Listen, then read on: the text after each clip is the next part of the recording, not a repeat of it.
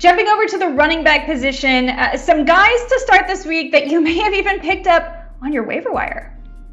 Right, backups, right? It's like backup week at the running back position. But Alexander Mattison should be a top 5 running back this week. At least he will be in my rankings. Dalvin Cook is out.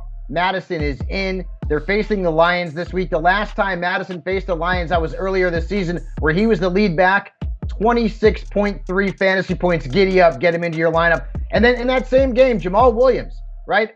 We know DeAndre Swift is going to miss this week. He could miss multiple weeks. And the matchup's pretty good. The Vikings have actually allowed the 6th most fantasy points per game to opposing running backs over the last 4 weeks. Williams should see the lion's share of the carries. Yeah, that's a bad dad joke, but I do see him as an RB2 flex. I also like Elijah Mitchell, who, boy, had a massive game last week. Same with Antonio Gibson, who's got a great matchup against the Raiders.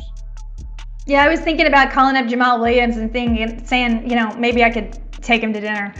Rumor is that Myles Gaskin will be out for a couple weeks with that shoulder sprain. I'm sorry. Rumor is that DeAndre Swift will be out for a couple weeks with that shoulder sprain, and I don't blame them at all if they want to rest their star running back. Absolutely. And for sits this week at the running back position, who are you leaving on the bench?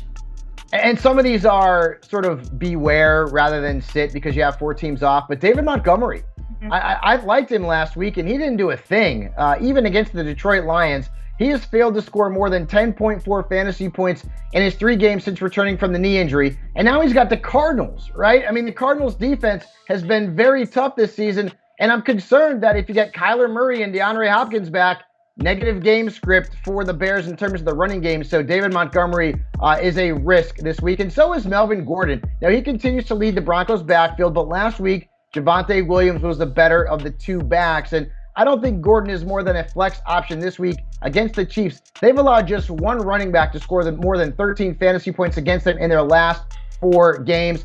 I'm also benching Alex Collins and every Seahawks running back at this point, and Ramondre Stevenson, who's got a tough matchup against the Bills, and he's clearly second on the depth chart behind Damian Harris there in New England.